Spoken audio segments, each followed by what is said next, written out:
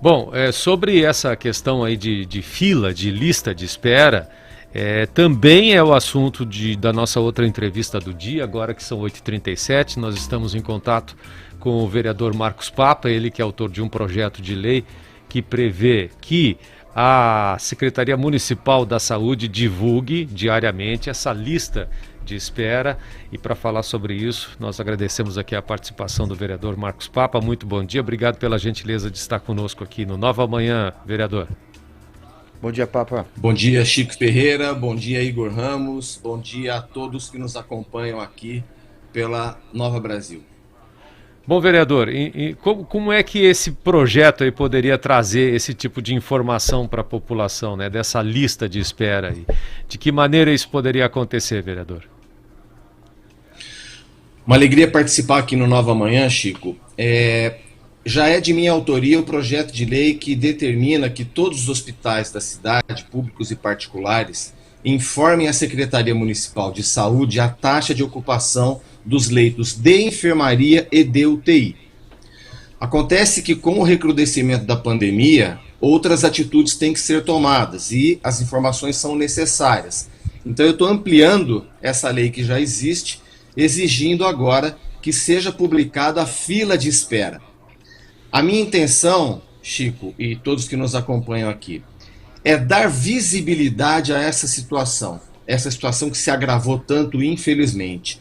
Dar visibilidade, inclusive, à comunidade hospitalar. Porque eu escuto muita gente dizendo, mas e os leitos? E os leitos? Não é só os leitos. É toda uma equipe multidisciplinar de intensivista, de enfermeiro, de técnico de enfermagem, de nutricionista, de nutrólogo, de fisioterapeuta para entubar, as drogas necessárias, que agora infelizmente está em falta, o bloqueador muscular, o sedativo, né, várias cidades cortando leitos por conta da falta desses medicamentos. Então, é dar visibilidade a essa fila, dar visibilidade a quantos profissionais da área da saúde estão afastados por Covid, porque muitos estão se contaminando e essas equipes vão ficando desfalcadas, né? O Igor sabe, acompanha de perto a importância, a falta que faz um bom jogador num time, né? Agora, um time perde o jogo, aqui a gente perde a vida, um ente querido perde a vida, um ser humano perde a vida. Então, dá essa visibilidade à comunidade hospitalar como um todo. A taxa de ocupação dos leitos de enfermaria, de UTI, a fila de espera e os médicos, os profissionais da área da saúde que estão afastados por motivos de saúde. Bom, vereador, COVID, né? O senhor deve ter acompanhado a entrevista aí do vice-presidente da Unimed de Ribeirão Preto, Dr. Moisés, falando que, de uma certa maneira, apesar dos conveniados estarem recebendo todo o atendimento necessário, não é uma UTI e, em alguns momentos, há fila também nos hospitais particulares, privados. O senhor tem, para fazer esse projeto de lei, certamente o senhor tem acompanhado a situação aí de filas. Como é que está essa situação? Tem gente em Ribeirão Preto esperando vaga em UTI, aí nos hospitais públicos principalmente, já que nos privados a gente tem essa explicação, esse argumento aí de que quem está na fila está com todo atendimento parecido com uma UTI, mas não é uma UTI. Como é que está no setor público? Chico, nós temos informações ainda não mensuráveis, né? O que nós escutamos no gabinete, o meu celular toca, é que existe fila, que os números ainda estão subestimados, que eles precisam vir à tona. E essa é a razão pela qual eu pedi ao presidente da Comissão de Justiça, vereador Isaac, que pautasse o projeto para hoje. O projeto vai ser votado hoje, para que nós possamos ter esse diagnóstico com números mensuráveis. Nós precisamos de dados reais. O que eu tenho para dizer é que existe fila de espera nos hospitais públicos também. A Secretaria da Saúde está agindo, transformando inclusive o Francisco de Assis, que foi o antigo Hospital de Retaguarda Francisco de Assis, e outras unidades em Covid, para poder receber essa demanda que infelizmente é crescente no momento em que nós assistimos o mundo inteiro ver desabando as taxas de contaminação e mortes. Aqui nós infelizmente vemos essa explosão do número de contaminações e mortes. É evidente que o hospital vai sentir. E eu acho que não existe sistema de saúde do mundo que resista a uma desordem que se criou no Brasil em torno da Covid, né? O próprio presidente da República desobedecendo, conspirando contra todas as medidas que as autoridades sanitárias da área de saúde preconizam, conspirando contra todas, e de uma crueldade sem limites ao boicotar a compra de vacinas, como os documentos oficiais provam hoje. Então, a necessidade de votar hoje o projeto de lei é para que nós venhamos até essa base de dados. Nós precisamos ter os dados para, inclusive, essa tomada de decisão pela Secretaria da Saúde, que já deve estar de posse das informações, mas eu quero que a sociedade inteira saiba quais são esses números, quais são as filas, qual é o planejamento para resolver isso, já que é uma emergência, né? Quem são os responsáveis por resolver essa situação.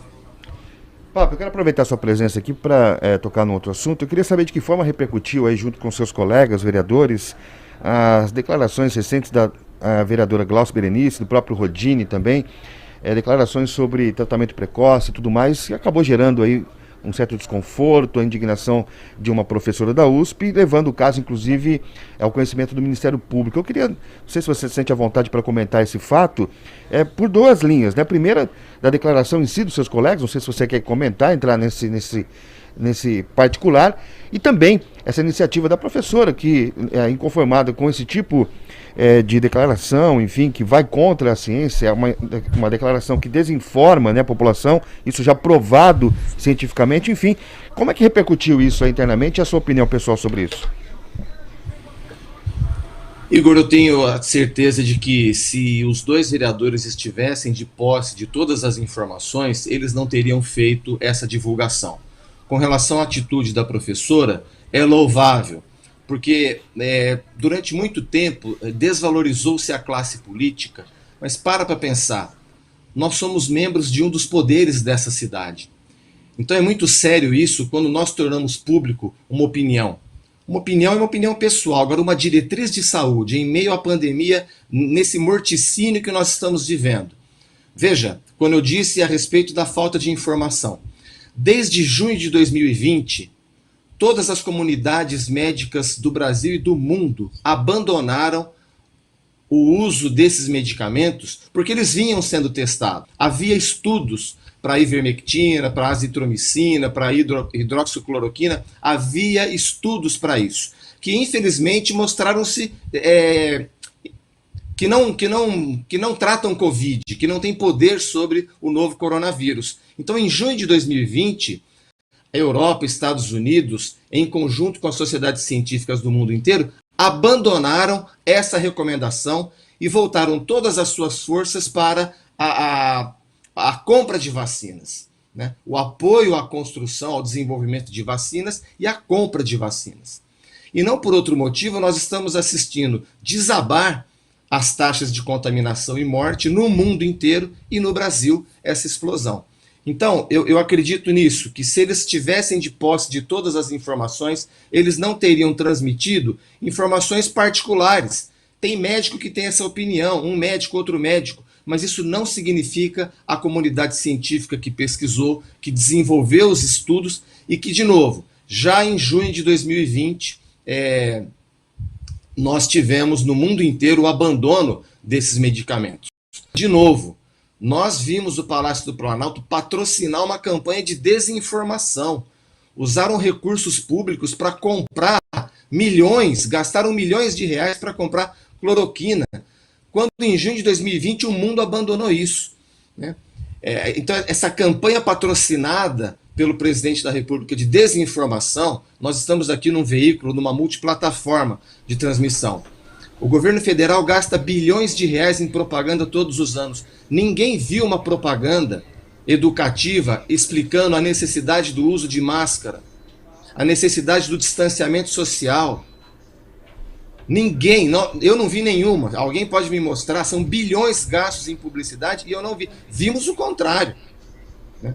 O presidente chamar de gay quem usa máscara, dizer que isso é bobagem. Infelizmente. Um termo Infelizmente. que né? Nós vimos uma campanha o contrário. Vereador, só para a gente concluir então, a votação hoje na sessão de logo mais, está sendo remota, presencial, o horário dessa votação, da sua lei aí que obriga a divulgação da lista de espera das UTIs. Hoje, às 16 horas, todos poderão acompanhar pelo Facebook, pelo YouTube da Câmara Municipal. A votação começa a sessão começa às 16 horas. Estamos fazendo de modo remoto por conta da fase emergencial. Tá certo. Né? Vamos Mas acompanhar, a sessão transcorrerá normalmente. Obrigado, vereador, pela sua participação, pela gentileza de estar conosco Um abraço, Papa. Seja bem-vindo sempre. Eu agradeço a oportunidade de estar aqui no Nova Manhã com você, Chico Ferreira, Igor Ramos. Muito obrigado pela atenção de todos.